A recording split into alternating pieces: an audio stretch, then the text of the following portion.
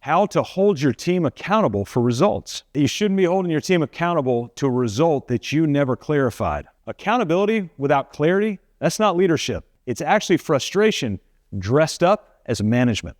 By the end of this video, you're going to create tools that create accountability without you becoming the bad guy in the story.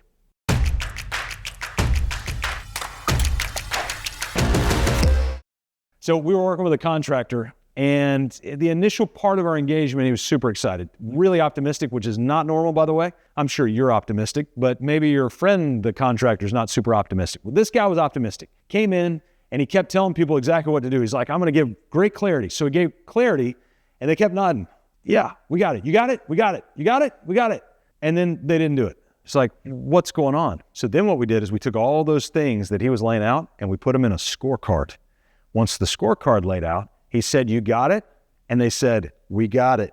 And so now we were looking at this thing that we were all on the same page, and that thing, the scorecard, kept communicating beyond just the owner saying, hey, do this, do this, do this. And so now the team was able to go back to it. We've got a role in our team called an implementation assistant role. I would not want that role. Why? Is because if you look at her scorecard, the scorecard is so long of the different tasks that she wants to do. Now, fortunately, we found somebody with a lot of tenacity who loves doing task style work. But if I were to just tell our implementation assistant, do all these things, I would forget all the things that need to get done. In fact, I just pulled the scorecard up the other day, and I was blown away by the amount of tasks that I have asked her to do that I had forgotten about. It was unbelievable. And so the scorecard doesn't just help the team member, it actually helps you, because if that team member were to ever leave, the new one you bring in, you've got great clarity on what you're asking them to do. It's not all stuck, what we call a captive process. And that's a process stuck behind the bars of the prison of your head. And so we've got to be able to get that out so that other people can grab access to that process so that they're equipped and empowered. You've heard those words before, right? Equipped and empowered. Well, that's what it actually means. Think of it like a tool belt. So we've got a tool belt on. Well, if we want to equip somebody or outfit somebody to do the work, then we've got to give them the tools to put in their belt in the order they need to go. And one of those tools is a role scorecard. And that scorecard is how we're going to hold our team accountable. But before we get to the scorecard, I need to show you where that scorecard sits. Too many times, this is what I want you to be vigilant about as you're learning to grow as a business owner, is too many times you'll go into an expo or you'll come to a video like this, and you'll try to get a silver bullet, or at minimum, you'll try to get a Band-Aid to a problem. But usually what's happening is we're taking a standard Band-Aid and we're trying to cover a gaping wound with it. And so we say we have a marketing problem, or we have a sales problem, or we have a process problem, or we have a superintendent problem, or whatever. The reality is you really have none of those. What you have is you have a process problem. That's the gaping wound. And so we need to have a process to overlay that wound to be able to apply great wound care that brings that back to health, number one, but then helps that area to flourish long-term. And we can do that through process. So I want you to think, the scorecard is an individualized process that sits within a much larger framework of your business. So let me give you context around the processes, and then that'll give you context around the scorecard of that individual process. All right, so let's pull the camera back for just a second. So our scorecard was in the weeds. We're gonna hop up in the balloon so we can see the whole earth. All right, so here are 3 parts or 3 categories of the full scope of your business that we need to look at first. Number 1 is what we call the operating system. It's made up of 4 foundational cornerstones: purpose, people, process, and profit. Now your scorecard is going to sit in the second vertical of what we call the people vertical. So purpose is things like vision, mission, values. It tells our team where we're going, direction, heading, settings. It's like the GPS of your business. People are everything related to the actual people that we're going to be working with: org charts, job roles, weekly schedules, delegation maps, all those sorts of things. The processes is where our scorecard also lives from a day-to-day process standpoint, and it captures all those processes into one scorecard that our team member can use. That's in the process vertical. And then the profit vertical is all of our money stuff: dashboards, calculators, pro formas, etc. So that's our operating system. When we boot up the on button of our business, that's what allows our business to run. We call the operating systems are a collection of tools to run the business. Then your master process roadmap are a collection of processes to run the product. So let's say you're a remodeler. You got to have marketing processes to try to get new work. You got to have sales processes to try to estimate that work. You got to have an operational process to actually perform the remodel, and you got to have administrative processes in order to do the billing and the holding it all together, get the insurance certificates and everything else.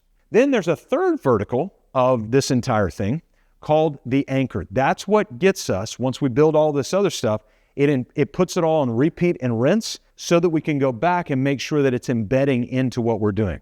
It's not super helpful as a parent if you talk to your 6-year-old child about how to be nice to their classmates one time. What you're going to have to do is do it again, do it again, do it again. I had a parent tell me one time, I'm so frustrated. I talked to my son about this. I was like, how long ago? 3 years ago? I mean, we had that conversation 3 years ago. And I'll never forget one of the favorite phrases of any coach that I ever had: do it again, do it again, do it again. So there's a repetition that they say is the mother of all learning. There's a phrase about that. You can look it up. And so we need to put these things that we build on repeat. One of the things keeping us from scalability and streamlining business systems and holding teams accountable is the fact that we built maybe a thing one time, a process. So you might look and go, I do have processes. Yes, but we don't have those processes on repeat to be able to train, to develop, to go back and look at on a regular basis. Let me show you how it plays out in our world and a lot of the clients we work with. So we have our anchor. It's a simple spreadsheet, 52 weeks across the year across the top, and then all the ingredients that we want to bake in across those 52 weeks on the left-hand side. So I'll give you a sampling of some of those. We want to have a once-weekly team meeting, a once-weekly marketing and sales meeting, a once-weekly operations meeting. All those are on the ingredients list right here. And the 52 weeks of the year tells us the weeks we're going to have those. So every week in our team meeting, we open up the anchor. That's what we call it. It used to be called the culture calendar. We open it up. We go to the week of the year that we're in, and we look and see what we have that week. We're like, well, we have team meeting this week. We have departmental meeting this week. You're like, well, if you have it every week, does it need to be on there? We actually don't. We have it 50 of the 52 weeks out of the year. So the week of July 4th and the week of Christmas, we do not have those meeting that week. So it actually does not have an X in that box. Well, let's take your scorecard process, which I'll come back to in a second. If you want to regularly review scorecards once weekly, then go to your anchor and put a line item, review scorecard.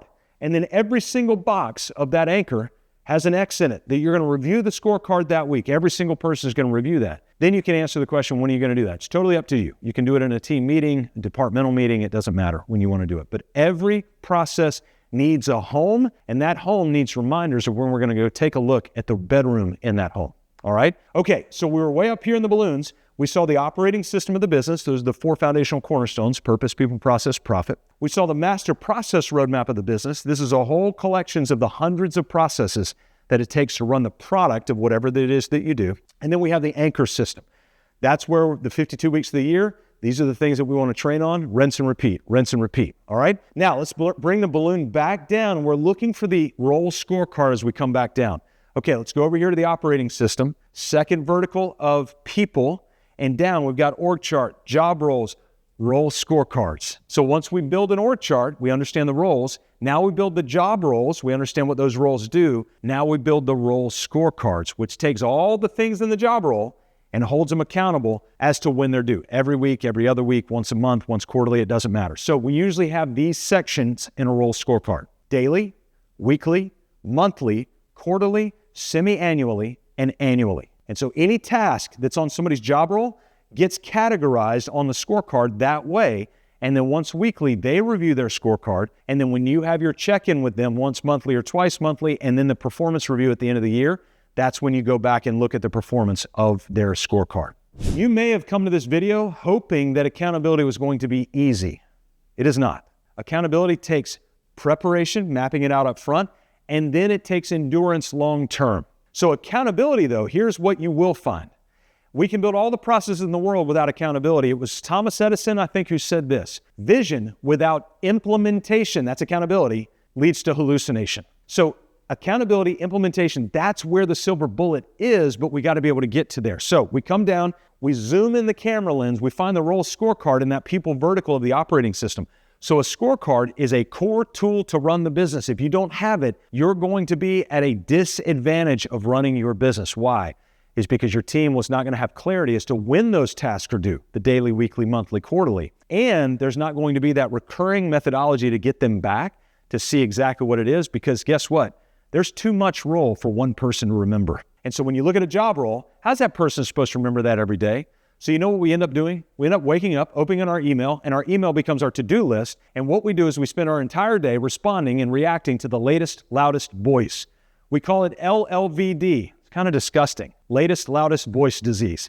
We termed it. We are the only ones who can diagnose it. But anyway, you get my point. And so we don't want you suffering from latest, loudest voice disease. And when you have a role scorecard, you don't, because you start with your scorecard first, rather than starting with all the voices of the outside people that want to come demand your time. You are in charge of your time. Your team is in charge of their time. And if you've already articulated through the job role what is most important, now it's time to hold them accountable to that, to see that importance and priority that you need to be able to put on that. Hey, I've got another video, if you go click on the link in the description below, that will lead you to a video around delegation, how you can properly delegate out to these team members so that you can start to hold them accountable and take those things that you delegate, put them on their role scorecard. Now you can start meeting every week to ensure that they're doing that role scorecard. So make sure you go click on that link in the description below. And also in the comments, push your frustrations. Let's interact. Let's go back and forth. I want to hear what you're frustrated with and what you're dealing with. Why? It's because many of you as contractors live in chaos. And our one mission, the reason I did this video, is to liberate you from chaos, to make time for the things that matter most.